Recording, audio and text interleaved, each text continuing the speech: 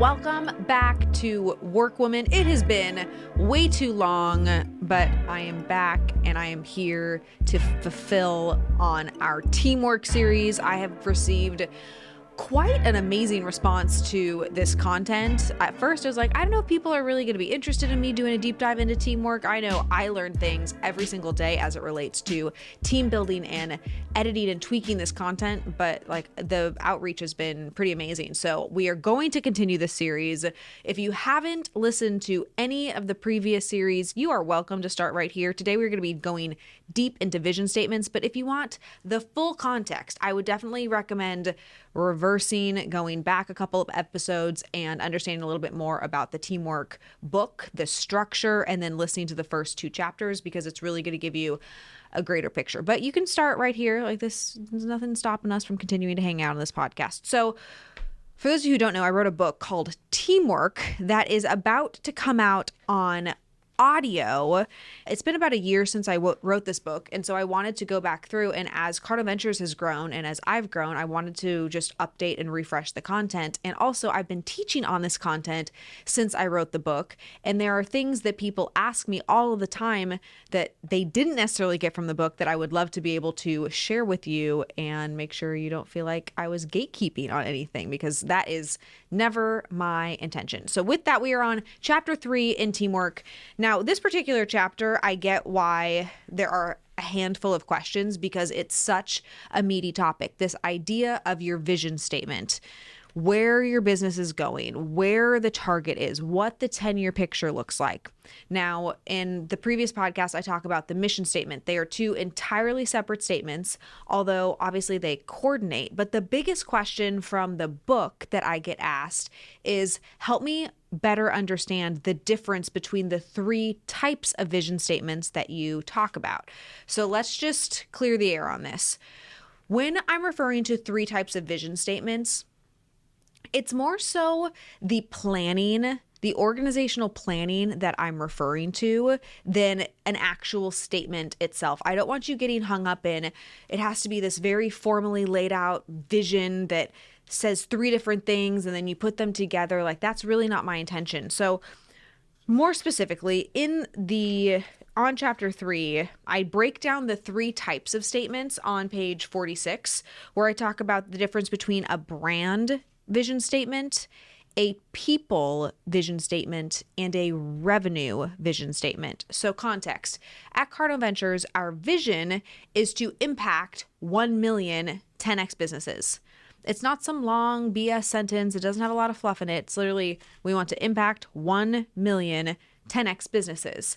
But that's just our brand statement. We also have a people vision statement and a revenue vision statement, because what we're trying to do is really clarify, okay, if we impact 1 million business owners, how many team members would we have when we hit that target, and how much revenue would we be generating when we hit that target? I did this activity in my People Essentials workshop just a couple weeks ago with one of our awesome clients, and just through going through this math on tying out the brand, the revenue, and the team, they're like, oh my gosh, I didn't realize that we're spending a lot of time and energy and people resources on some of these projects that don't actually get us closer to our 10-year revenue target. And so again, this is less like team culture-y as it is, hey, my business has a really clear target and I've done the math and kind of done the work back on what the 10-year picture looks like. So for Cardinal Ventures, the brand vision statement is create 1 million 10x businesses. The revenue, so this is our 10-year revenue target, is $10 billion. And then our people target is create opportunities for 50,000 10x employees. Holy shit, that is a significant target. When you really state and claim where you want to go and what you want that impact to be, all of a sudden, your brain starts figuring out, well, how could I? That's the question you want to be asking yourself. How could I? If I know that in my heart, if I know that in my soul, I believe that I'm capable of creating this massive business. For you, it might be a $30 million business. Maybe it's a $10 million business. Maybe it's a $100 million business. Then get real with how many customers you'd have to serve and how many people you'd have to hire, because the two strategies that are all of a sudden going to have to crystallize for you and that you're really going to have to wrap your mind around and spend a significant amount of time figuring out is, how do you attract that many clients and how do you attract that many great team members? Start with the end in mind. If I know that this is where we're going, how many people is that going to take? I'll never forget, it was the winter after quarantine. So this must have been January 2021. We were doing this cross the country tour, and one of our stops on this tour was Dallas, and we were downtown Dallas, and there's this big eyeball in the middle of Dallas. It's like this massive statue structure piece of art that's like the height of 30 people stacked on top of each other, and it's just like one eyeball. We were looking at this eyeball out of the room that we were hosting this event in, and I said to our director of sales at the time, could you imagine the person's job who would be responsible for just checking in and checking out people's key fobs in the building that stood behind this eyeball? Because it was one of those like massive WeWork buildings that had maybe 50 or 60 floors. Like, it was just huge and it was wide. At first I was staring at the eyeball, but as I stared at this building behind it, you really start to think with scale when you get your mind wrapped around how big you want something to be. And so the more real you can make your revenue target, the more real you can make how many people you want to impact, the more real you can make how many employees you want to hire. It can't just be me asking my employees to talk to their friends about working here. This has to be a real system. I can maybe make this work for a short amount of time the way that I'm doing it, but I can't hire 40,000 employees like I'm doing it. I always start with a 10-year revenue target. So right now, if your business is doing $1 million a year and you're saying to yourself, I want to have a $10 million business in 10 years from now. Okay, great. What you do to figure out the brand vision statement is say, how many customers are you currently servicing and what's the average selling price per customer? The average customer right now with me spends, let's say, $5,000 a month. So I'm going to take $5,000 a month times 12 months. That would be $60,000. So how many clients, if you're $1 million business, do you have if each average client is paying you $60,000 a month? How many times is 60,000? Is anybody good at math in here? Tristan, can you do this math in your head? Will, this is where you insert like the Wheel of Fortune music or the Jeopardy music. Oh, divided by 60,000. I have a calculator. 16. I got it. We're good. So right now your business is impacting 16 businesses.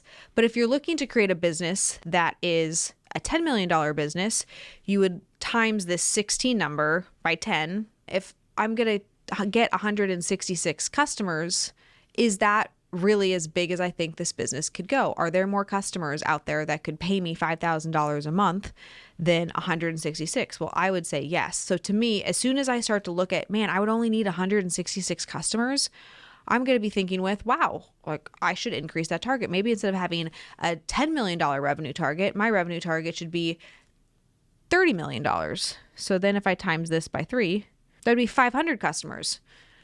I like the idea of 500 customers more than I like the idea of 166 customers. So I might have, in this process of figuring out what my vision is for my organization, moved the target. But if I knew that I could create a business in 10 years from now that could service 500 people, I'd be like, wow, that's amazing. Like, I would be really proud of myself. And just like that, you've created your revenue vision statement and your brand statement, because your brand statement should be attached to not necessarily the money. You don't lead out with, we're going to have a $10 billion company or we're going to have a $30 million company. You lead out with, we're going to transform the marketing of 500 clients.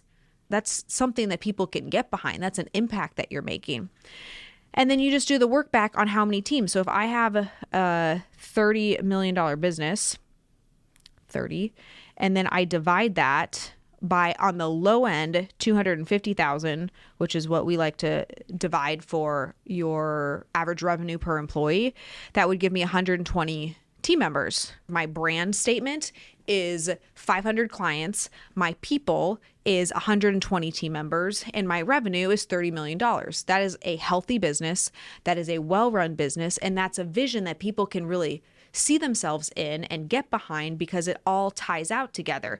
It's not the person who shows up to a meeting and is like, I want to create $1 billion business. And you're like, great. How many clients would you be serving? Or what does that look like? And they're like, well, I don't know yet. I'm still doing research.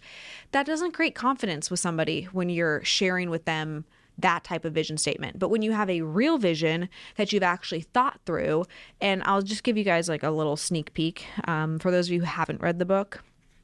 One of the criteria that I use, and that really is meant to provoke a business owner as they're creating this vision statement, is this idea of your legacy and having a gut check.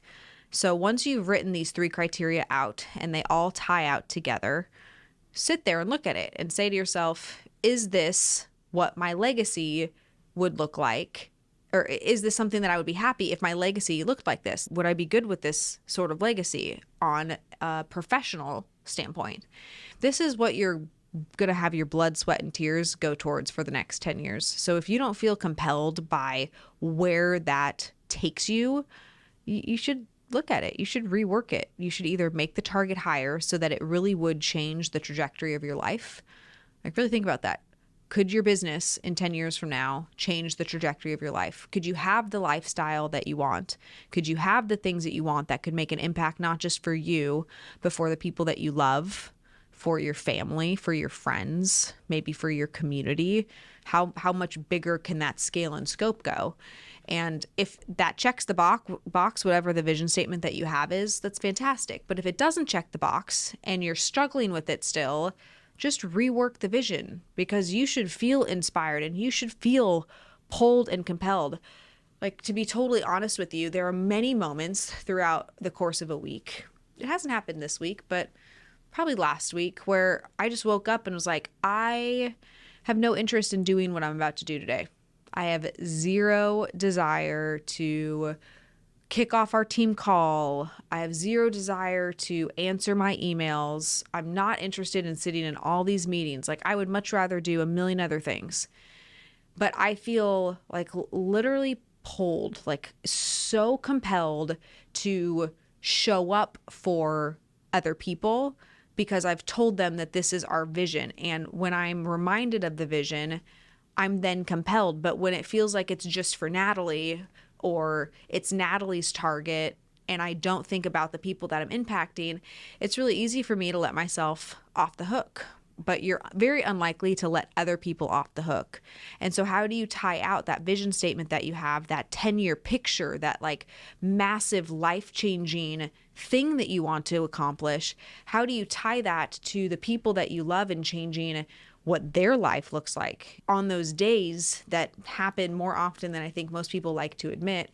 You're not just going to throw in the towel on that day and get further away from your vision. You're actually going to keep pushing and keep going. With that, guys, it's great to be back doing podcasts. I absolutely love this audience that comes here every single week in order to hear more about how to be kick-ass in business and lead a great team. As Cardinal Ventures grows, I become more excited about learning about leadership and more humbled all at the same time, because it is a game that it's not like you master it. It is something that you are constantly working on if you're growing. And even if you're not growing, it's going to be something that you're working on, because how do you lead people to get out of any sort of business rut that you might be in? This is my intention with everything that I wrote inside TeamWork. And then also every product that we offer at Cardinal Ventures is with this intention of how do we help business owners truly achieve their personal, professional, and financial goals, and what will it take for us to impact 1 million business owners to become 10x. And for many of you who are listening to this, you're figuring out how to become 10x and you're learning the tools. And my encouragement to you is just stick with it.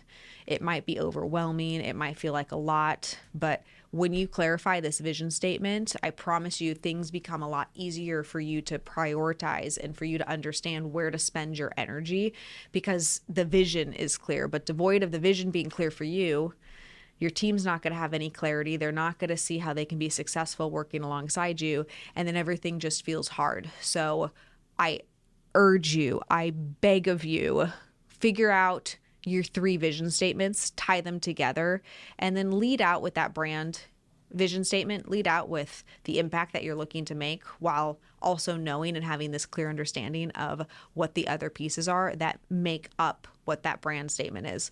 With that, I can't wait to see you guys or talk to you guys next week.